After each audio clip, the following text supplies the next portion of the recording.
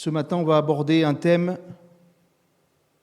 qui est pas facile, qui est vaste et qui est sujet à controverse. Mais moi, j'aime bien mettre les pieds dans le plat. Voilà. Parce que je ne suis pas là pour donner des discours qui flattent l'oreille, pour vous enseigner un évangile qui vous est agréable, même si l'évangile est bon, bien sûr, mais je suis là pour prêcher la parole. Sinon, si c'est pour dire que des choses qui flattent les hommes et les femmes, ben moi je prends mes valises et au revoir. Non, on dit la vérité, on ne dit pas ce qu'on pense, ce qu'on ressent, on dit ce que la Bible enseigne, c'est ça qui est important. Hein, voilà. Et la Bible, eh bien, elle nous exhorte, elle nous conseille et elle nous reprend aussi. Et la guérison divine, c'est un thème qui est abordé à de nombreuses reprises dans la Bible. Voilà, la Bible en parle. La Bible en parle et de ce fait, nous, on doit l'étudier, on doit méditer. Mais on doit avoir des fondements bibliques, mes frères et sœurs. On ne va pas dire des choses qui sortent de notre imagination ou qu'on aimerait. Non, non, il faut qu'on s'appuie sur la parole de Dieu. Et c'est pour ça que je vous dis que le sujet de la guérison divine, c'est sujet à de nombreuses controverses. Parce que tout le monde y va de sa doctrine, tout le monde y va de sa pensée, de ceci. Tout le monde a des phrases toutes faites, des prières toutes faites. Il y a des débats sur est-ce que la guérison divine existe toujours, n'existe pas, est-ce que c'est appartient au passé. Bref, il y a tout un tas de choses. Hein. Et quand elle est mal interprétée, cette doctrine, justement, c'est sujet à des dérives, c'est sujet à des hérésies, à des fausses croyances. Et parfois, eh bien, il y a des hommes, malheureusement, qui, voulant s'accaparer la gloire, vont tordre les Écritures pour détourner ou exploiter les cœurs mal affermis, pour emprisonner, hein, et des formes de gourous parfois aussi, ou d'autres aussi, eh bien, se laissent éblouir parce qu'ils recherchent que le miraculeux, et au final, ils vont le faire au détriment de la saine doctrine. Et n'oubliez jamais que ce qui doit primer sur le miraculeux ou sur le spectaculaire, c'est la parole de Dieu. Parce que des miracles mensongers, nous savons que le diable peut en faire. Des miracles mensongers, nous savons eh bien, que dans les derniers temps, il y en aura beaucoup, qu'il y aura des faux prophètes. Et nous voulons des miracles qui soient en accord avec la parole de Dieu, avec l'enseignement biblique. Voilà, tout simplement. Alors, cette étude ce matin que nous allons faire ensemble, on va la faire, bien sûr, il y a beaucoup de choses à dire, donc on ne peut pas aborder tous les thèmes dans toute leur profondeur, mais quand même, on va voir plusieurs points. On va aborder justement l'origine des maladies ou de tout ce qui est trouble ou infirmité ou blessure ou tout ce qui porte à l'intégrité physique ou même mentale, psychiatrique. On va voir si eh bien, de croire en la guérison divine, c'est biblique, c'est scripturaire. On va voir ensemble aussi ce qui peut faire obstacle à la guérison divine. On va voir les problèmes que pose la guérison divine parfois. On va voir les fausses pratiques, certaines fausses doctrines. On va voir si la médecine et la guérison divine sont compatibles. Et enfin, on va voir ce qu'est la pleine guérison divine. Donc, je vous l'ai dit, tout un programme. Hein. Donc, accrochez-vous, parce qu'il y a beaucoup de choses à dire. Et on va s'appuyer sur des textes, comme d'habitude. On prend les textes bibliques.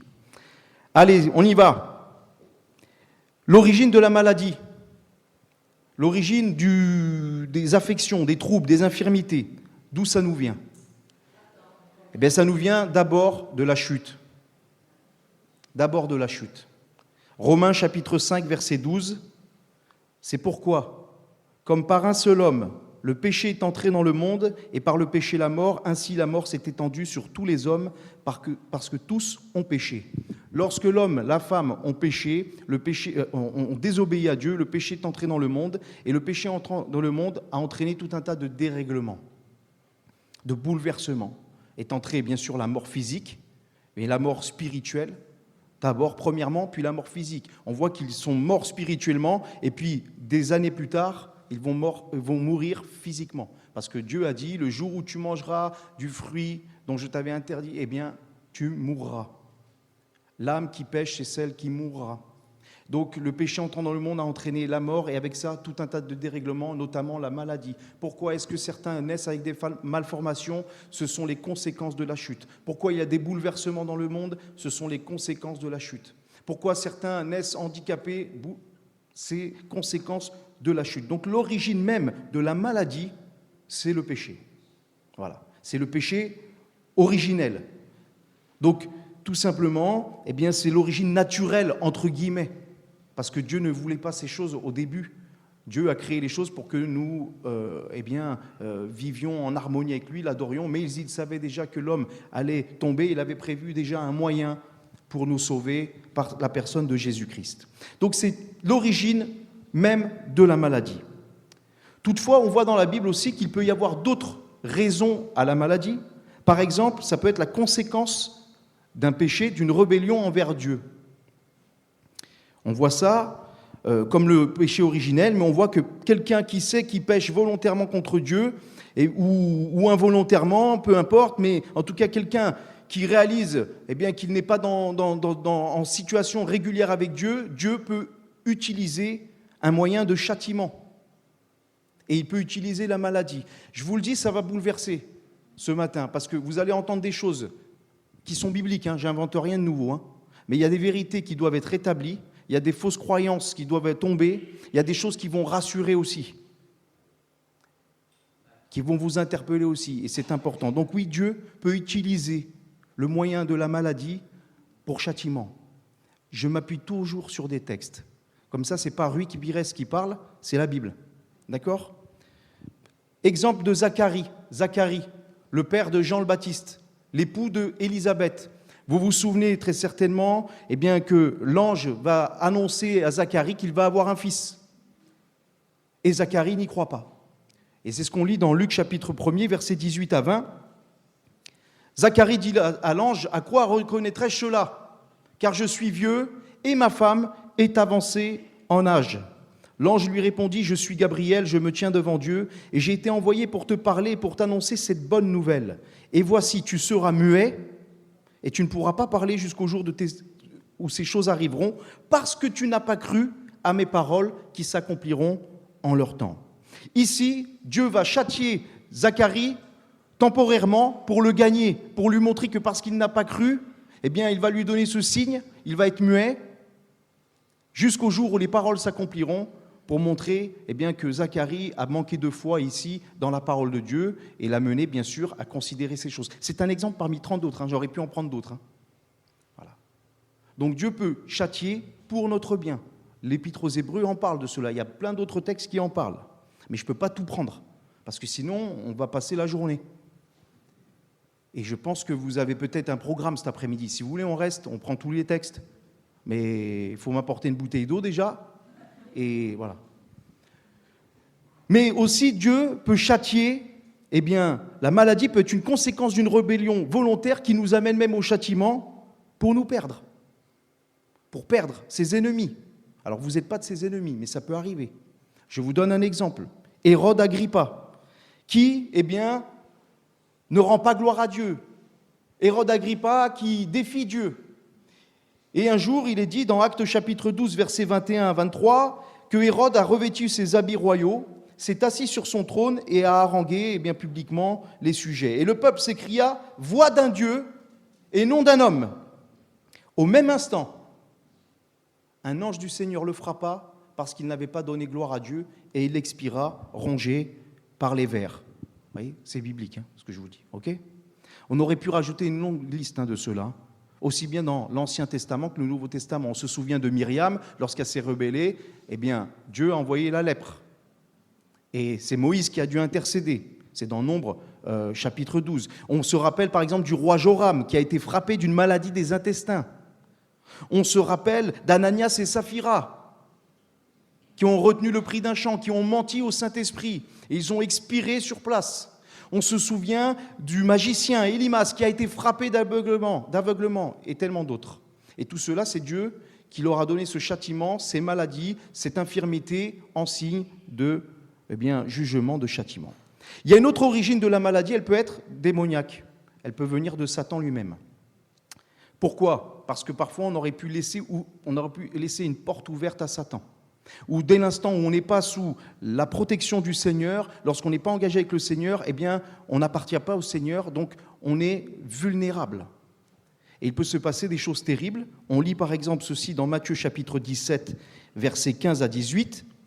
C'est un homme qui va voir Jésus et qui va lui dire « Seigneur, aie pitié de mon fils qui est lunatique, qui souffre cruellement. Il tombe souvent dans le feu et souvent dans l'eau. Je l'ai amené à tes disciples et ils n'ont pas pu le guérir. » Race incrédule et perverse, répondit Jésus. Jusqu'à quand serai-je avec vous? Jusqu'à quand vous supporterai-je? Amenez-moi ici.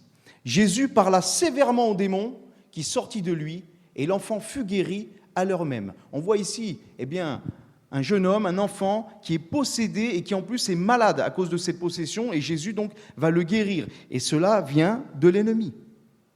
Nous voyons aussi que Dieu peut permettre à l'ennemi parfois de rendre malade, de causer des maladies pour fortifier la foi de ses enfants et pour glorifier son nom. Vous allez dire, mais c'est pas possible. Non, Dieu ne ferait pas ça. Mon Jésus d'amour ferait ça. Le Seigneur le fait. C'est toujours, parce que tout concourt au bien de ceux qui aiment Dieu, mes frères et sœurs. Tant que tu restes dans la confiance à Dieu, Dieu peut permettre des choses telles quelles. Je vous donne un autre exemple. Luc chapitre 13, versets 11 à 17. Luc chapitre 13, versets 11 à 17. Voici, il y avait une femme possédée d'un esprit qui la rendait infirme. On reviendra sur ce thème de possédé ici.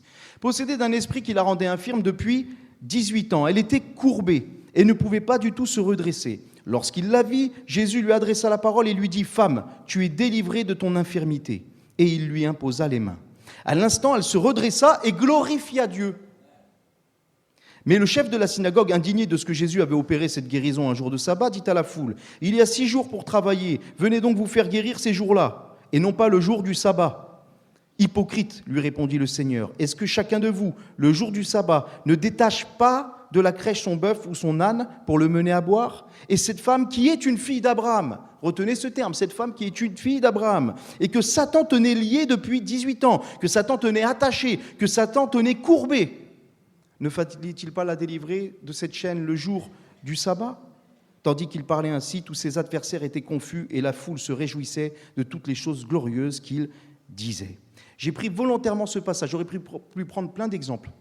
J'aurais pu prendre l'exemple de Job, où Dieu va dire « N'as-tu pas vu mon serviteur Job? Il est intègre, il est fidèle, il est droit, hein, et il craint Dieu. » Et Satan va lui dire peau pour peau, un homme donne pour sa vie, voilà, confie-le-moi et tu verras s'il ne va pas te régner en face. Et Dieu va lui dire, eh bien, tu peux toucher tu peux toucher à son corps, mais ne lui ôte pas la vie. Et on sait que Satan frappa Job d'un ulcère malin de la tête aux pieds. De la tête aux pieds. Voilà. Donc vous voyez, Dieu peut le permettre. Mais ici, dans ce récit-là de cette femme qui était possédée, entre guillemets, d'un esprit, ici, le terme possédé peut porter à confusion. Parce que là, il y a quelque chose qui ne va pas. Elle est fille d'Abraham, donc on dirait elle est chrétienne aujourd'hui, et en même temps, elle est possédée, ce n'est pas possible. Un chrétien, il ne peut pas être possédé, mes frères et sœurs. Parce que là où l'Esprit de Dieu habite, il ne peut pas y avoir un autre esprit. D'accord? Donc ça, c'est très clair. Hein. Ici, possédée, c'est qu'elle est tenue liée. Il faut aller dans le grec. Le grec ici ne nous parle pas d'une possession démoniaque, mais nous tient plutôt du fait que Satan la tient courbée. Ça tient attaché, sa maladie l'empêche, vous voyez? D'ailleurs, remarquez que lorsque Jésus chasse un démon, il parle au démon. Il lui dit « sors ». Là, il ne parle pas au démon, il parle à la femme, vous voyez? Il lui dit « femme, tu es délivrée de ton infirmité ». Donc c'était une petite parenthèse.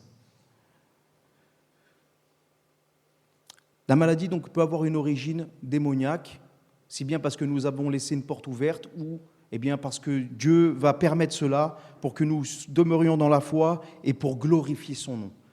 Comme cette femme a glorifié le nom de Dieu, comme Job à la fin de son histoire a glorifié le nom de Dieu, comme cet homme qui était aveugle a glorifié le nom de Dieu, hein, etc., etc. La maladie peut être aussi des conséquences de nos actes ou des actes de certaines personnes, des conséquences indirectes ou directes, des circonstances, des comportements.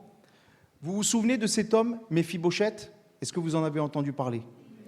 C'est dans 2 Samuel chapitre 4. Jonathan, fils de Saül, avait un fils perclus des 2 pieds et âgé de 5 ans lorsqu'il arriva de Jizréel à la nouvelle de la mort de Saül et de Jonathan. Sa nourrice le prit et s'enfuit, et comme elle précipitait sa fuite, il tomba et resta boiteux. Son nom était Méphibosheth. Méphibosheth, il est né tout à fait normal, sauf que sa nourrice, elle l'a pris dans les bras, elle a couru, elle est tombée, et lui, il est resté boiteux. Et donc, il était infirme. Toute sa vie, il est resté infirme, perclus des 2 pieds. C'était pas qu'il avait péché, c'était pas de l'origine démoniaque, c'était la conséquence de la fuite, par exemple. Mais on pourrait dire plein de choses. Parfois, on pourrait très bien avoir du cholestérol parce qu'on mange trop de charcuterie. Vous voyez ? Et nous, on est là, on va chercher une raison spirituelle. Non, il n'y a rien, c'est juste qu'il faut manger équilibré. Des fois, vous voyez ? Un enfant peut naître malade parce qu'il a hérité de la maladie de sa mère, par exemple. Vous voyez ? Quand il était dans le sein de sa mère. On pourrait très bien avoir une hernie discale parce qu'on a travaillé dur toute sa vie. Vous voyez ? Tout ça, c'est des conséquences. Donc la maladie peut avoir toutes ses origines. Mais bien sûr, l'origine naturelle, on va dire, c'est la chute. Ça va ? Le cadre est posé concernant la maladie. Parce qu'on ne peut pas affirmer que la maladie vient toujours du diable ou vient ceci. Il y a plusieurs choses. Hein. C'est important de le dire. Alors, est-ce que nous, on croit à la guérison divine ? On y croit. Si je vous aurais dit non, vous m'aurez dit, là, tu nous avais dit que tu allais nous bouleverser, nous choquer, mais tu nous choques. Bien sûr que nous croyons à la guérison divine. Pourquoi est-ce qu'on croit à la guérison divine ? Parce que c'est biblique, tout simplement. Et on croit qu'elle est non seulement dans la Bible, mais qu'elle est valable encore aujourd'hui. Pourquoi ? Parce que l'ensemble des Écritures mentionne la guérison, on l'a dit en introduction. Alors je prends que quelques versets. Et je prends volontairement dans la Torah, je prends dans les prophètes, je prends dans les écrits et je prends dans le Nouveau Testament. Mais on voit par exemple dans Exode chapitre 15, verset 26, que Dieu porte ce nom, l'Éternel qui te guérit. Le tétragramme YHWH te guérit. Oui. L'Éternel qui te guérit. Vous savez, le tétragramme, c'est un mot qu'on ne peut pas prononcer. Alors souvent, dans les églises, on a tenté de le traduire par Yahvé, par Yahweh, par Jéhovah, mais tout cela est imparfait. Parce qu'en réalité, le tétragramme, Yudke Vavke, YHWH, c'est un mot qui ne se prononce pas. Et c'est pour cela que dans les Bibles, c'est traduit par soit Seigneur ou Éternel. Les Juifs disent Adonai ou Hachem, qui signifie le nom. Le nom de Dieu, un des noms de Dieu, une des facettes de Dieu, c'est qu'il est l'Éternel qui te guérit, l'Éternel qui guérit. Le psaume 147, verset 6 nous dit que Dieu guérit ceux qui ont le cœur brisé. Ils pansent leurs blessures, comme le médecin divin.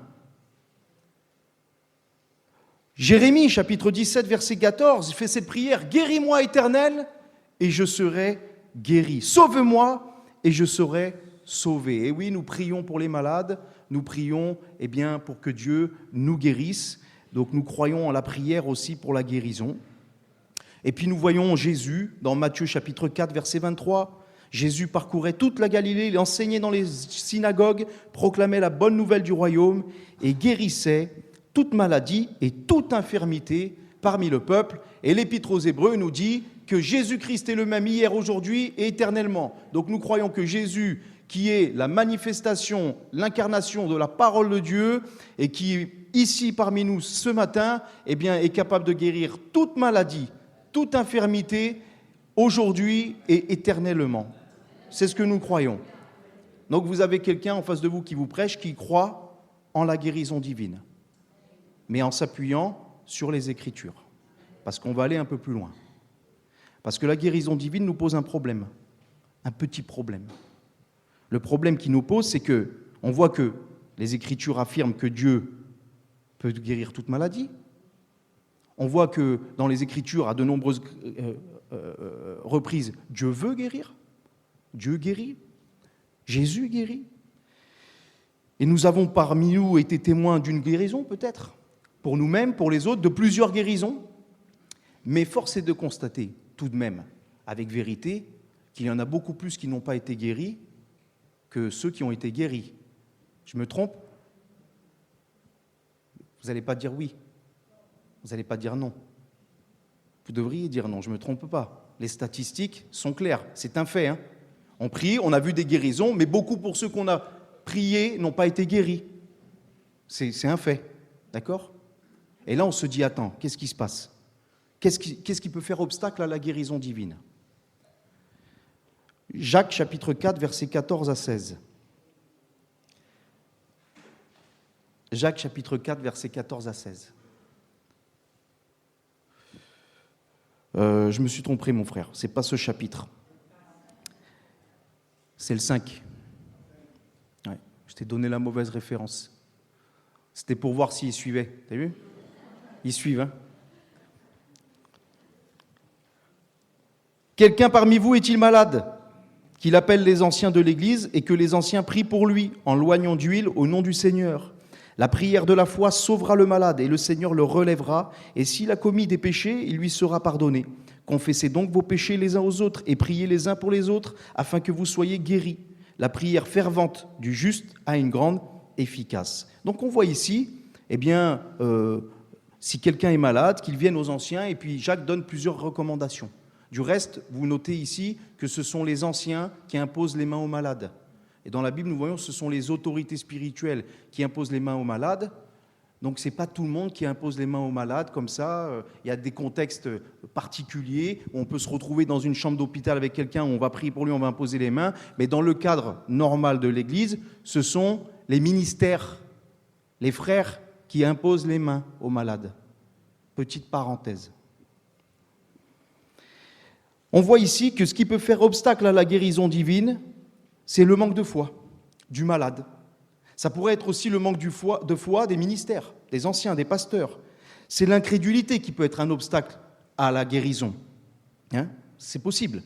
On voit aussi que ça peut être un péché non confessé, un péché pas abandonné, une situation qui n'est pas réglée, aussi bien avec le Seigneur qu'avec son frère. Ça peut être une rébellion contre Dieu. Vous voyez, on l'a vu, par exemple, les conséquences de nos actes. Quelqu'un dira, Seigneur, guéris mes poumons. Oui, mais si tu continues à fumer 2 paquets de cigarettes par jour, ça ne va pas. Il faut arrêter d'être sentimentaliste. Parce que des fois, vous savez, on fait des prières à Dieu pour continuer à pécher. Vous savez comment c'est possible? Oui, Seigneur, donne-moi des poumons neufs, pas parce que je regrette de pécher et que je veux te servir, parce que je veux continuer à fumer, mais je ne veux pas mourir. Seigneur, guéris-moi pour que je continue à garder ma pratique. Je n'ai pas envie d'abandonner ma pratique. Non, abandonne la pratique, confesse ton péché au Seigneur. Parfois, c'est un manque de pardon avec les uns ou les autres. Et donc, ça peut être l'obstacle à la guérison, parce qu'il n'y a pas une vraie démarche sincère, par exemple. Ça peut être aussi un manque de persévérance. Bon, de toute façon, j'ai demandé, le Seigneur ne m'a pas guéri, et c'est bon, j'y crois pas. Et ça revient avec l'incrédulité, vous voyez ? Ça peut être des obstacles. Alors c'est vrai, on peut reprocher à certains leur incrédulité, et il y en a d'autres, ils n'ont rien demandé, ils ont été guéris. Ça, c'est un mystère aussi. Vous allez voir Jésus, par exemple, qui va dans un lieu, et il est dit, il n'a pas fait beaucoup de miracles, parce que dans ce lieu, ils étaient incrédules, à cause de leur incrédulité. Et vous allez voir Jésus, par exemple, qui va à la piscine de Bethesda, et il va voir cet homme handicapé, et c'est lui qui va vers lui, et qui lui dit, veux-tu être guéri? Il n'a rien demandé, le gars. Il attend que l'ange descende pour remuer l'eau. Il ne connaît pas Jésus, il ne sait pas qui c'est. Il ne lui a pas dit, est-ce que tu as foi que le Fils de Dieu peut te guérir? Non, il vient, tu veux être guéri? Quelque part, on lui aurait dit, oui, je suis là, c'est pour ça que je suis là. Et Jésus le guérit. Et c'est après qu'il va glorifier Dieu. Donc parfois, on voit que Dieu ne guérit pas à cause de l'incrédulité, mais parfois aussi, on voit que Dieu guérit pour susciter la foi. Et ça, c'est mystérieux. Je vous donne toutes ces choses-là parce que vous allez comprendre où je veux en venir. On voit aussi qu'il y a des hommes qui n'ont pas manqué de foi. Il y a des hommes qui n'ont pas manqué de repentance, qui n'ont pas manqué de persévérance, qui n'ont pas manqué de piété, mais qui n'ont quand même pas été guéris, alors que d'autres ont été guéris. C'est étonnant ça. Quelques exemples. 2 Rois, chapitre 13, verset 14. Vous connaissez Élisée, le prophète? Élisée était atteint de la maladie dont il mourut. Élisée est mort malade. Et qui va dire, Élisée, t'as pas de foi, hein? Qui va lui dire ça, Élisée? Vous allez lui dire? Moi, je ne m'amuserais pas à dire ça à Élisée, s'il était en face de moi. 2 Timothée, chapitre 4, verset 20. Paul dira, Éraste est resté à Corinthe et j'ai laissé Trophime malade à Milet. Trophime, c'est un homme qui a suivi Paul dans tous ses voyages, enfin dans pas mal de voyages, qui avait la foi. Il n'est pas dit ici qu'il manquait de foi, qu'il avait un péché cassé, qu'il avait quoi que ce soit. Non, c'était un disciple de Jésus, un compagnon de Paul, mais sauf qu'il a été malade et Paul l'a dû le laisser dans cette ville de Milet parce qu'il n'était pas guéri. Et pourtant, Paul a prié pour les malades. Et beaucoup de malades ont été guéris. Alors comment ça se fait qu'il n'a pas pu guérir Trophime? Parce que Paul n'a aucun pouvoir. C'est Dieu qui a le pouvoir. Il ne faut pas s'approcher des hommes de Dieu en croyant qu'ils ont un pouvoir magique. Et quand un jour, je pense qu'on étudiera les dons spirituels, vous verrez que parfois il y a des fausses croyances parmi nous, où les gens idolâtrent un homme et ils viennent, ils se disent « Ah, lui il a l'onction, lui il a rien, lui il a la puissance ». Non, c'est Dieu qui est puissant. Les hommes, c'est juste des petits instruments entre les mains du grand Dieu. Paul dira dans 2 Corinthiens chapitre 2 verset 12 « Pour que je ne sois pas enflé d'orgueil à cause de l'excellence de ces révélations, il m'a été mis une écharde dans la chair, un ange de Satan pour me souffleter et m'empêcher de m'enorgueillir. » Tiens, Dieu a permis qu'un ange de Satan vienne et lui donne cette écharde, cette infirmité, dans d'autres traductions, dans sa chair, pour pas que Paul tombe dans l'orgueil. Vous voyez, c'était pour son bien. 3 fois, j'ai prié le Seigneur de l'éloigner de moi. Et il m'a dit, ma grâce te suffit, car ma puissance s'accomplit dans la faiblesse. La faiblesse ici, infirmité, maladie, manque de force. Je me glorifierai donc bien plus volontiers de mes faiblesses, dit Paul, afin que la puissance de Christ repose sur moi. Paul, il était malade, il avait une infirmité. Il a demandé à Jésus de le guérir. Et Jésus lui a dit, ma grâce te suffit, car ma puissance s'accomplit dans la faiblesse. Donc Paul, il n'a pas résisté, il a dit, ok, c'est pour mon bien, c'est pour que je ne sois pas orgueilleux, et c'est pour que je me confie toujours en Jésus. On en a parlé mardi matin à la prière de cela. Donc vous voyez, l'apôtre Paul n'a pas été guéri, son infirmité. Vous croyez qu'il n'était pas pieux, l'apôtre Paul? Vous croyez qu'il n'avait pas la foi? Et puis on voit d'autres exemples, dans 2 Rois, chapitre 20, versets 1 à 6, c'est le roi Ézéchias. 2 Rois chapitre 20, versets 1 à 6. Le roi Ézéchias, fut malade à la mort. Le prophète Ésaïe, fils d'Amoz, vint auprès de lui et lui dit « Ainsi parle l'Éternel, donne tes ordres à ta maison, car tu vas mourir et tu ne vivras plus. » Merci pour la prophétie, Ésaïe. Vous vous imaginez quelqu'un, tu vas mourir, tu ne vas pas être guéri. Alors qu'est-ce qu'il fait, Ézéchias? Il va prier Dieu, il va dire « Ô Éternel, souviens-toi que j'ai marché devant ta face avec fidélité et intégrité de cœur, que j'ai fait ce qui est bien à tes yeux. » Ézéchias répandit d'abondantes larmes. Ésaïe, qui était sorti, n'était pas encore dans le cours du milieu, lorsque la parole de l'Éternel lui fut adressée en ces termes, « Retourne et dis à Ézéchias, chef de mon peuple, ainsi parle l'Éternel, le Dieu de David ton père, j'ai entendu ta prière, j'ai vu tes larmes, voici je te guérirai, le 3e jour, tu monteras à la maison de l'Éternel, et j'ajouterai à tes jours 15 années. » Pourquoi est-ce que Dieu, là, a répondu à la prière d'Ézéchias, sachant que ces 15 années n'ont pas été à son bénéfice, puisqu'il a laissé rentrer les rois, ils ont vu les trésors, et s'en est suivi la déportation. Bon, c'est Dieu qui décide. Philippiens, chapitre 2, versets 25 à 27. Paul dira « J'ai estimé nécessaire de vous envoyer mon frère Épaphrodite, mon compagnon d'œuvre et de combat, par qui vous m'avez fait parvenir de quoi pourvoir à mes besoins, car il désirait vous voir tous, et il était fort en peine de ce que vous aviez appris sa maladie. » Tiens, un homme de foi, un compagnon de Paul, il a été malade. Mais verset 27, il est dit « Il a été malade en effet, et tout près de la mort. » Mais Dieu a eu pitié de lui, et non seulement de lui, mais aussi de moi, afin que je n'eusse pas tristesse sur tristesse. Voilà, ici un homme qui allait mourir de sa maladie, mais Dieu a eu pitié de lui, il lui a accordé un sursis. Alors pourquoi pas à Trophime? Pourquoi pas à Paul? Pourquoi pas à Élisée? Pourquoi à Ézéchias? Et pourquoi à Épaphrodite? Dieu le sait. Ce qu'il faut considérer avant tout dans la guérison divine, mes frères et sœurs, en priorité, c'est déjà, il faut faire un examen personnel de voir l'origine de la maladie. Ça, on peut le faire, se placer devant Dieu, dire, mais pourquoi? Est-ce que c'est des conséquences de mes actes? Est-ce que j'ai un péché? Est-ce que j'ai quelque chose à régler avec toi? Est-ce que c'est l'ordre des choses? Seigneur, je suivrai devant toi, pourquoi ça m'arrive cela? Et c'est de rechercher la volonté de Dieu et de se soumettre à sa souveraineté. Parce que si Dieu décide de nous guérir, gloire à Dieu. Et si Dieu décide de ne pas nous guérir pour une raison qui lui appartient et qui nous révélera en son temps, gloire à Dieu. C'est la posture biblique, mes frères et sœurs. Et je vous ai donné quelques exemples pour vous le prouver. Vous êtes d'accord? Parce que Dieu peut guérir, oui, pour l'évangélisation des âmes, pour attester, confirmer le message de l'évangile, ou comme un moyen pédagogique pour conduire à la foi. La majorité des guérisons que vous verrez de Jésus vont dans ce sens. Et on sait que parfois certains sont guéris et ne sont pas sauvés. L'exemple est 10 lépreux. Sur 10 qui ont été guéris de la lèpre, seul un est venu rendre gloire à Dieu. Les 9 autres sont partis. Oui.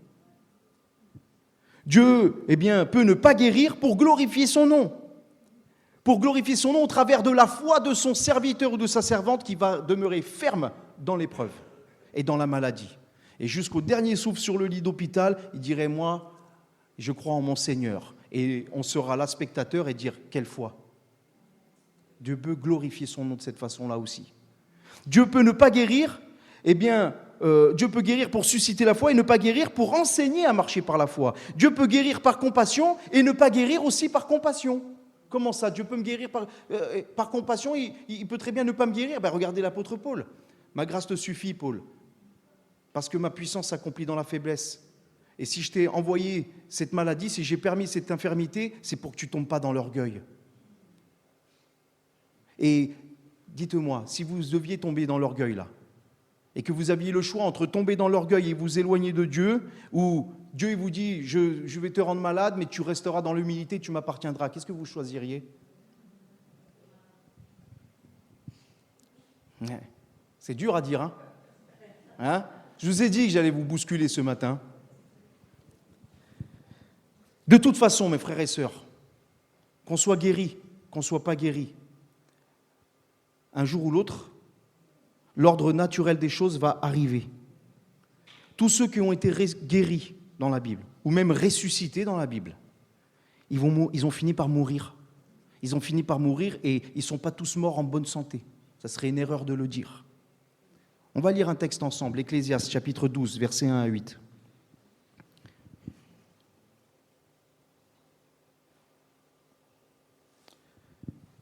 Souviens-toi de ton Créateur pendant les jours de ta jeunesse, parce que quand on est jeune, normalement, ça va. Et on dit, rien ne va nous arriver. Marche dans les voies de ton cœur selon le regard de tes yeux, mais sache que pour toute chose, Dieu...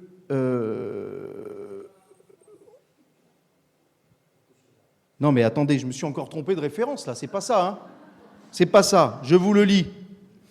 Souviens-toi de ton Créateur pendant les jours de ta jeunesse, avant que les jours mauvais arrivent et que les années s'approchent où tu diras, je n'y prends point plaisir.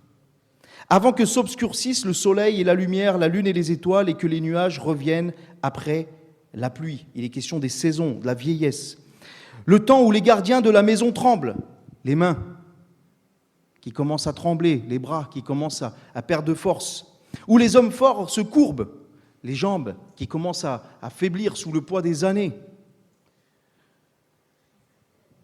où celles qui moulent s'arrêtent parce qu'elles sont diminuées, les dents qui tombent,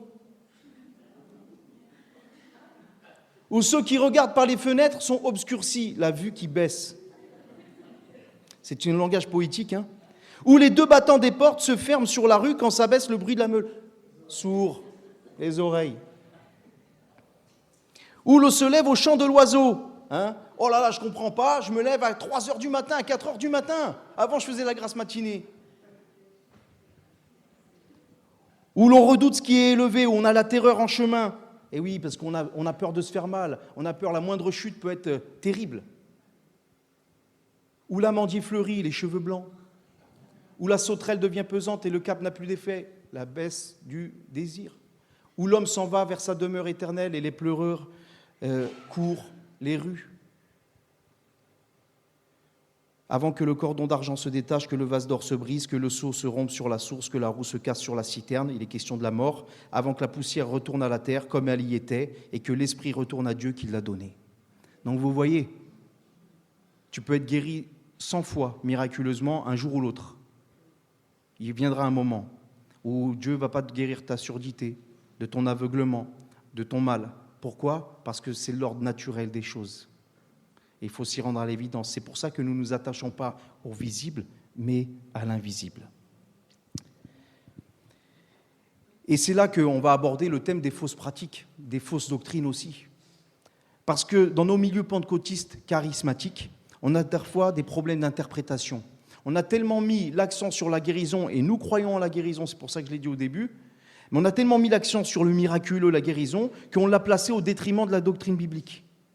Alors on brandit des versets à répétition, sans en apprécier la profondeur et le sens et le contexte, comme parmi tant d'autres. On dit que dans Matthieu chapitre 8, versets 16 à 17, on amena à Jésus plusieurs démoniaques, il chassa les esprits par sa parole, il guérit les malades, afin que s'accomplisse ce qui avait été annoncé par Isaïe le prophète, il a pris nos infirmités, il s'est chargé de nos maladies. Amen. Et Jésus a guéri. Et Matthieu dit, eh bien, voilà, pourquoi est-ce qu'il y a ces guérisons, pourquoi est-ce qu'on voit ces signes? Parce qu'il s'accomplit la parole du prophète Ésaïe, il a pris nos infirmités, il s'est chargé de nos maladies. Matthieu fait référence à Ésaïe 53. Et ce verset, eh bien, peut susciter la foi dans la guérison divine. Et il n'est qu'une partie du plan de Dieu qui est accompli en Jésus-Christ. Parce que Jésus-Christ, en réalité, ce verset-là, cette prophétie-là, qu'est-ce qu'elle annonce? Elle annonce que Jésus est bien le Messie attendu par les signes qu'il accomplit.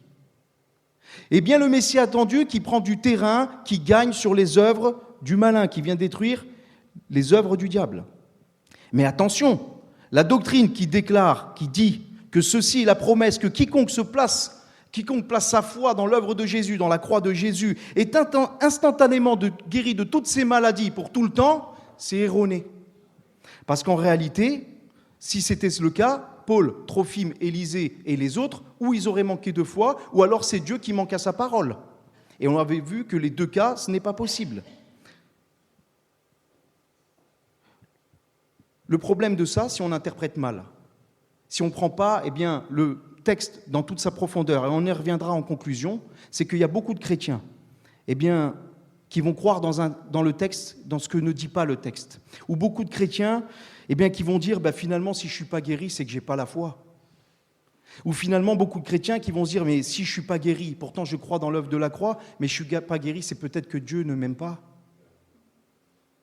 Et on peut rester blessé avec ça. Parce que ce verset-là dit oui, que Jésus guérit, mais il va plus loin que ça. On reviendra tout à l'heure avec ça. Il y a certaines méthodes qui peuvent être enseignées, certaines prières qui sont censées faire bouger le bras de Dieu. Alors des fois, il y a tout un tas de choses. On prend des exemples bibliques comme ça, un peu isolés, dans des contextes qui ont été faits dans des contextes précis, on les sort de leur contexte. Et puis on dit par exemple, tiens, Naaman, il s'est baigné 7 fois dans le Jourdain et il a été guéri de la lèpre. Donc vous voyez, il y en a certains qui vont dire, vous allez vous baigner 7 fois, vous allez être purifié par exemple. Vous rigolez? Une fois j'étais au marché, au Portugal, j'étais en vacances avec ma femme, je me promène, je suis au marché. Et vient une dame de l'église universelle. Alors l'église universelle, c'est une église qui n'est pas répandue en France, peut-être il y en a une ou deux, je ne sais pas, mais qui est très répandue dans le monde lusophone, au Brésil, en Angola, au Portugal, au Cap-Vert. C'est une église de la prospérité dont le fondateur est Edir Macedo et qui accentue sur la guérison divine, mais hors contexte biblique. Cette femme, elle vient, elle me ramène une petite bouteille d'eau de la marque du supermarché. Fermée, elle me dit, monsieur, si vous achetez cette bouteille d'eau à 2 €, par la foi, elle contient une goutte d'eau du Jourdain dedans, et si vous la buvez, par la foi, vous serez guéri. Elle me dit ça à moi, sur le marché. Parfait. Je croyais que j'étais en vacances. Va falloir que je prêche. Je dis, mais madame, déjà, 1, je ne suis pas malade. 2, l'eau du Jourdain est polluée.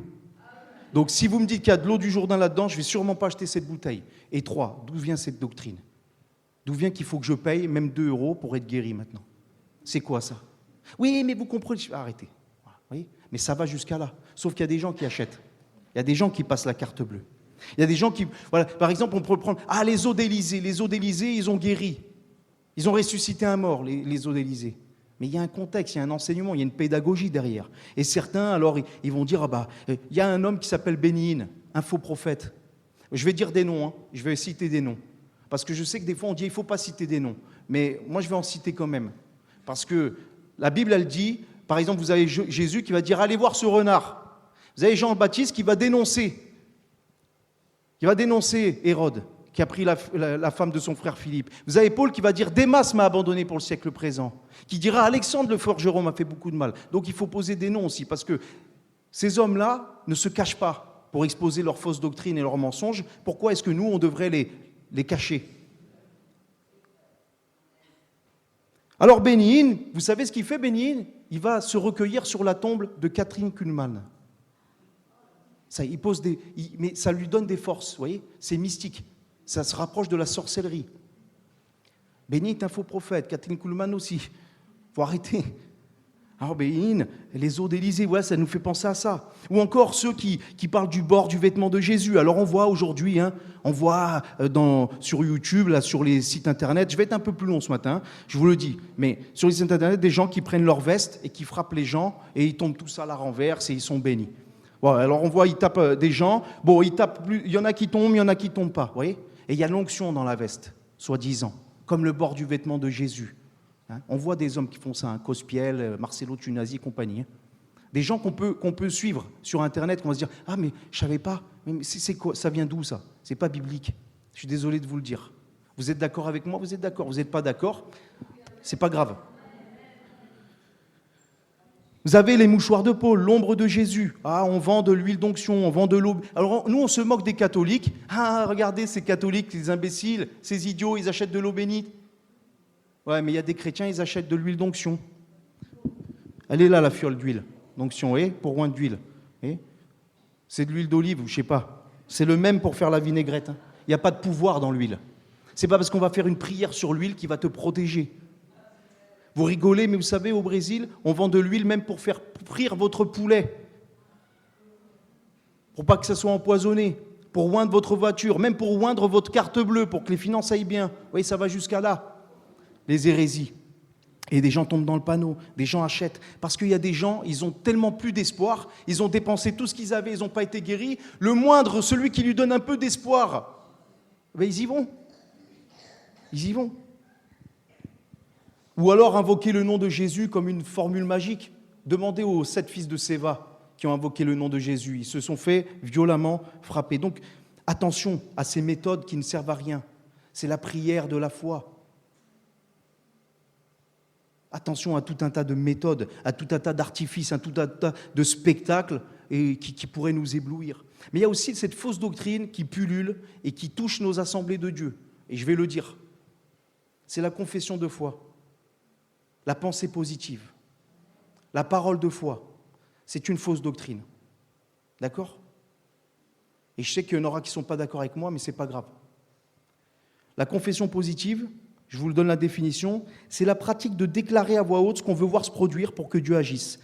Cette pratique, elle est liée à l'évangile de prospérité, où certains croient que nos paroles sont revêtues d'une puissance spirituelle et que si nous déclarons avec foi, nous pourrons lier Satan. Satan, je te lie. Il y a des gens, ça fait des années qu'ils lient Satan, et comme disait un pasteur, si Satan était lié, il a une grande chaîne. Quand à la fin des temps, dans le millénium, Dieu enverra un ange pour lier Satan pendant 1000 ans, c'est tout. Personne ne va lier Satan là. La confession positive, c'est de croire que parce que je vais proclamer, avec puissance, j'ai le pouvoir de créer des choses qui n'existent pas et d'obtenir la guérison ou des richesses. Cette doctrine-là, elle provient d'un homme qui s'appelle Kenneth Hagin. Peut-être vous l'avez vu, c'est un faux prophète. Évangile de la prospérité, c'est un homme qui parle aussi de le baptême dans le Saint-Esprit où ils sont tous en train de rigoler, d'être morts de rire de partout et ça devient un cirque l'Église. Fausse doctrine. Lui-même a puisé dans les idées d'un enseignant qui s'appelle Kenyon. Cet enseignant, Kenyon, a été chercher un nouveau christianisme en allant puiser dans le New Age, dans la nouvelle pensée, où il y a justement ces déclarations, qui fait des hommes des dieux, qui peuvent créer, qui peuvent décréter. Alors oui, tu peux proclamer la parole de Dieu, dire « Jésus est vainqueur », tu peux le dire. Oui, tu peux confesser que Jésus est Seigneur. Mais de croire que parce que toi, tu es enfant de Dieu, tu as la puissance de créer et de déclarer, parce qu'il y a tout un tas de phrases comme ça. « Je déclare la guérison maintenant ». Je décrète maintenant la délivrance. Je décrète, je déclare, je refuse la maladie. Je refuse la maladie. Au nom de Jésus, je refuse. Tu refuses la maladie. Et si tu es malade, c'est que tu as une pensée négative ou tu n'as pas la foi. Je dis au cancer, tu sèches. À la main, à l'oreille, tu t'ouvres. À la jambe, tu pousses. Il y a une mode en ce moment, c'est les jambes qui repoussent. Et il y a des modes de miracles. Jésus, il a des modes des fois. Là, en ce moment, c'est la mode des jambes qui repoussent. Eh oui, vous voyez ? Et vous savez, dans les adeptes de cette doctrine de la confession positive, vous trouvez David Terry, Jérémy Péautin, Jérémy Soudril, Joël Spix, Dorothée Raja, Audrey Mac et tellement d'autres. EMC TV, c'est bien, il y a des bonnes choses. Il y a des choses, c'est terrible. Faites attention. Lisez la parole, étudiez. Un jour, des hommes sont partis chercher des coloquintes, des prophètes que Élisée a envoyés. Il y en a un, il a ramené des coloquintes sauvages. Il ne savait pas discerner les bonnes coloquintes des mauvaises. Et chez les chrétiens, parfois, c'est ça. On gobe tout parce que ça passe à la télé, parce que ça passe à Internet, parce que c'est grandiose, parce que ceci, parce que cela. Mais mes frères et sœurs, il y en a un seul qui décrète et la chose arrive. Il y en a un seul qui crée par sa parole, c'est celui qui a dit que la lumière soit et la lumière fut. Donc mes frères et sœurs, programmez des tours de guérison. C'est la tournée des guérisons. C'est le samedi de la délivrance. C'est le vendredi du surnaturel. C'est formation sur 30 jours pour voir ton premier miracle. N'oublie pas d'acheter mon livre. C'est facile derrière un écran d'invoquer une soi-disant guérison. Hein? Vous voyez, moi je me mets derrière mon écran, là, sur une chaîne YouTube, n'importe où, et je vais dire, je vais prier pour les malades maintenant. Et maintenant, il y a 5 ou 6 000 ou 10 000 personnes ou 20 000 personnes derrière leur écran. Maintenant, Dieu me montre que quelqu'un qui a un mal de tête, le mal de tête disparaît maintenant. Je suis quasiment sûr que sur 30 000, 40 000 personnes qui ont mal à la tête, il y en a bien un qui ne va pas avoir mal à la tête. Ça vous fait rire, hein? Et pourtant, c'est la triste réalité. Moi, j'ai déjà vu un pasteur qui fait « Le Seigneur me montre. Allez, on va prier pour les malades. Le Seigneur me montre. Quelqu'un a mal là. Quelqu'un a mal à l'épaule. Qu'il lève sa main. » Bon, personne ne levait la main. Alors, il dit « Au coude. Peut-être le coude. » Personne. La hanche. Personne. Le genou. Ah! Il y en avait un. Ah, le genou. Le genou. Le Seigneur me montre le genou. Vous voyez? C'est obligé. Si je dis « Le Seigneur me montre ce matin qu'il y a quelqu'un qui a mal au dos », mais vous croyez que je vais me tromper?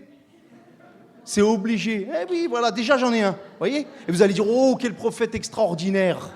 Il est incroyable. Vous voyez comment on manipule les gens? Je suis désolé de le dire. Mais l'homme, c'est qu'une vapeur, c'est qu'un souffle. C'est qu'une poussière. Et maintenant, les hommes, ils donnent des ordres au Saint-Esprit. C'est le samedi de la guérison. Mais c'est qui? C'est toi qui fais le programme des guérisons maintenant?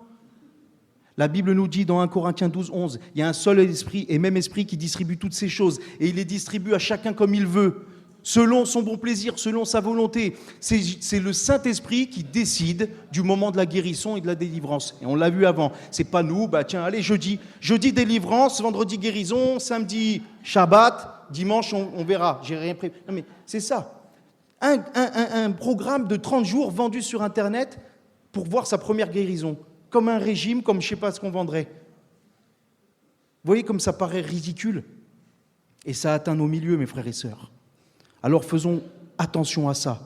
Parce que c'est vrai que la doctrine, elle est séduisante. Viens à Dieu et tu seras guéri, et Dieu va t'accorder toute la guérison. Mais qui ne veut pas être guéri quand il est malade? Qui aime être malade? Qui aime avoir mal au dos? Qui aime être infirme? Personne. Donc quelqu'un qui te promet mon baiser merveille, tu te dis, lui, il me dit la guérison, et mon pasteur là-bas, il me dit, continue à prier et résiste. Je préfère ça, je préfère la guérison. Ah oui, c'est séduisant. Hein. Mais si tu n'es pas guéri, au bout d'un moment, en écoutant ces doctrines-là, tu ne seras pas guéri, mais en plus, tu seras brisé. Je vous donne un autre témoignage. J'étais au Brésil avec ma femme, dans une église universelle. Je n'étais pas converti encore. J'étais dans cette église parce que mon beau-père, il allait dans cette église. Donc on les a suivis. Je me suis assis. Et là, il y avait un soi-disant missionnaire qui arrivait. Et puis alors, il faisait du tralala, la. Et puis à la fin, il a prié pour les malades. Et il y a une petite mamie, elle est arrivée devant. Elle est arrivée en boitant comme ça. Elle avait mal à toute la jambe et la cheville. Et il lui a dit, au nom de Jésus, votre cheville, maintenant, elle est guérie. Allez-y. Allez, par la foi, tapez votre cheville par terre, le pied par terre. La mamie, ça me fait mal. Au nom de Jésus, cheville, affermis-toi. Tralala. J'ai mal. Allez-y, ça va mieux? Non. Bon, repartez, vous n'avez pas la foi. Il lui a dit, vous plaisantez, vous rigolez. Cette femme, elle est venue avec la cheville brisée. Elle est repartie avec la cheville brisée et le cœur brisé. Parce qu'en plus, on lui a dit qu'elle n'avait pas la foi. En plus, on lui a dit, vous n'êtes pas digne de la guérison. Vous voyez? C'est ça la confession positive. C'est de donner des fausses espérances aux gens. Et en plus, ça prend source dans des pratiques occultes. Le New Age. Allons à l'histoire. Hein. Ne gobons pas tout, mes frères et sœurs. Ne gobez pas tout. Parce qu'à un moment, vous tombez sur un hameçon. Alors, la médecine. Vous m'accordez 5 minutes? La médecine, que dit la Bible? Est-ce que je peux me soigner? Parce que ça aussi, on a été tellement spirituel que des fois on a dit, tu as la foi, tu ne dois pas prendre ton remède, tu ne prendras pas ton traitement, tu n'iras pas voir les médecins, parce que tu as la foi. Sauf qu'il y en a, ils sont morts. Et après, pasteur, il n'a pas pris son traitement. Ah, mais je sais pas, moi, c'est facile de faire des grandes déclarations. Mais que nous dit la Bible? Est-ce que la Bible, elle nous dit qu'elle est contre la médecine? La Bible, elle nous dit, la première réaction, si quelqu'un est malade, qui va aller voir les anciens, qui prie, la prière de la foi. La première réaction, tu es malade, tu pries. Si Dieu te guérit, gloire à Dieu, rends gloire à Dieu. Si Dieu ne te guérit pas, eh bien, tu peux consulter un médecin aussi. Jésus a attesté de l'importance des médecins. Il va dire, par exemple, que ce ne sont pas ceux qui se portent bien qui ont besoin d'un médecin, mais c'est les malades. Luc, le médecin bien-aimé, il est appelé dans la Bible, c'est un médecin, compagnon de Paul, il avait la foi, mais il était médecin aussi.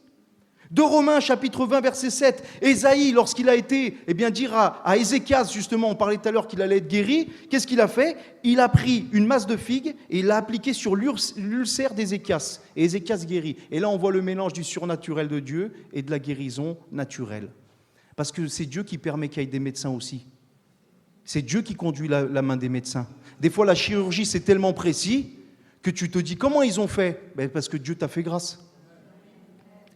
1 Timothée, chapitre 5, verset 23, Paul dira à Timothée, ne continue pas à ne boire que de l'eau, mais fais d'usage d'un peu de vin, à cause de ton estomac et de tes fréquentes indispositions. Un peu de vin, pour les maux d'estomac. Parce que c'était un remède. L'huile, le vin, le miel étaient des remèdes naturels. Et Paul, il lui dit pas, confesse la guérison de l'estomac. Estomac, maintenant, tu es renouvelé au nom de Jésus. Non, il lui dit, Timothée, on a prié, ils ont dû prier, Il continue à boire un peu de vin à cause de tes indispositions, parce que tu es fait comme ça. Tu es fait comme ça, Timothée. Il y en a, ils ont des fragilités à certains endroits et que d'autres. Donc, à cause de ton estomac et de tes fréquentes indispositions, prends un remède. Vous voyez ? Proverbe, chapitre 16, verset 24. Les paroles agréables sont un rayon de miel, douces pour l'âme et salutaires pour le corps. Oui, on peut aussi guérir en parlant avec des gens. Parce que Dieu est celui qui guérit et Dieu aussi approuve la médecine aussi, qui est capable de parler à un cœur aussi, d'apaiser. Vous savez, des fois, de juste parler à quelqu'un, ça peut soulager son cœur. Juste de communiquer un peu.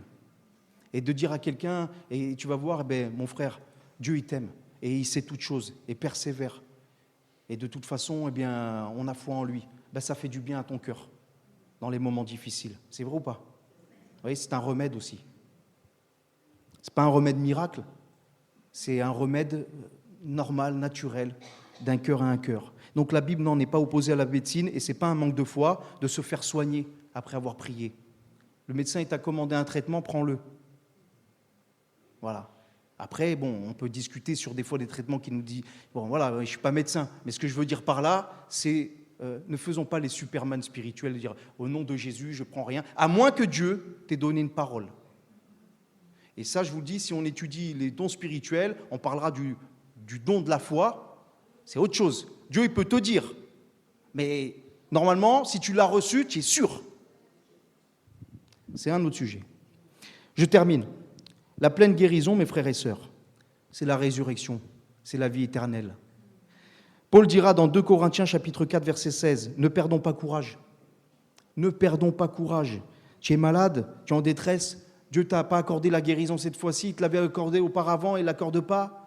Ne perds pas courage, parce que l'homme extérieur se détruit, tandis que notre homme intérieur, lui, se renouvelle de jour en jour. » On reprend cette parole de Matthieu 8, 17. S'accomplit la parole du prophète Ésaïe. Il a pris nos infirmités, il s'est chargé de nos maladies, Jésus, à la croix. Et Pierre dira, dans 1 Pierre chapitre 2, versets 24 à 25, « Lui qui a porté lui-même nos péchés en son corps sur le bois, afin que, morts au péché, nous vivions pour la justice, lui par les meurtrissures duquel vous avez été guéris, car vous étiez comme des brebis errantes, mais maintenant vous êtes retournés vers le pasteur et le gardien de vos âmes. » Il dit, Jésus, oui, il est capable de guérir, aujourd'hui, maintenant. Mais la guérison, la pleine guérison, c'est celle qu'on trouve à la croix, le salut de son âme, le pardon des péchés, l'espérance de la gloire, l'espérance de la résurrection. Vous avez vu au début l'origine de la maladie, je vous ai dit ça venait d'où? La chute. qui a entraîné la mort spirituelle et la mort physique. Jésus à la croix donne sa vie, il accorde la guérison, d'abord spirituelle, vous naissez de nouveau, et dans la gloire, il te donnera un corps glorifié. Donc quoi qu'il en soit, tu peux croire à toutes les promesses de Dieu. Certaines vont s'accomplir ici-bas, toutes les autres s'accompliront dans l'éternité. C'est pour ça que les héros de la foi, dans Hébreux chapitre 11, ils n'ont pas obtenu toutes les promesses qui leur ont été promises ici-bas. Pourquoi ? Parce qu'ils savaient qu'ils étaient étrangers voyageurs sur cette terre, mais que Dieu leur réservait quelque chose de bien plus grand, bien plus glorieux dans la cité céleste, dont il est l'architecte, qui a de solides fondements. Oui, nous croyons en la guérison divine, telle qu'elle est enseignée dans les Écritures. On respecte l'analogie de la foi, on prend l'ensemble des textes, on prend les contextes, et on croit que Dieu agit selon sa souveraineté, que Dieu agit selon sa volonté. S'il te guérit, gloire à Dieu. S'il ne te guérit pas, gloire à Dieu. Mais Seigneur, montre-moi ta volonté. Si nous regardons vers la patrie céleste avec foi, nous avons la certitude que nous obtiendrons la pleine, parfaite guérison, non seulement de nos cœurs, de nos âmes, de notre corps, et toutes ces promesses s'accompliront dans l'éternité auprès de notre Maître. Voilà l'équilibre, je pense, selon les Écritures de la guérison. Ne nous laissons pas emporter à tout vent de doctrine, soyons des chrétiens équilibrés. Seigneur notre Dieu, nous te bénissons pour ta parole qui est la vérité et nous croyons dans tout ce que nous avons vu et lu. Seigneur, nous nous attendons à toi ce matin comme chaque jour et nous prions pour la guérison de nos bien-aimés. Toute cette liste, Seigneur, nous te l'apportons mardi, vendredi, le dimanche. Pourquoi ? Parce que nous croyons que tu es l'Éternel qui guérit, tu es celui qui a tout pouvoir. Mais Seigneur, nous te demandons aussi de nous montrer ta volonté. Nous sommes prêts à nous soumettre à ta souveraineté. Et nous croyons que ce qui est invisible, le futur, l'avenir avec toi est bien plus glorieux. L'apôtre Paul pouvait dire « Christ est ma vie, la mort m'est un gain ». Et Seigneur, nous nous attachons par la foi à la patrie céleste, par la foi à la résurrection, là où nous serons pour toujours avec toi et semblables à toi. Que ton nom soit béni, Seigneur, et nous nous attendons à toi encore dans le nom de Jésus. Amen.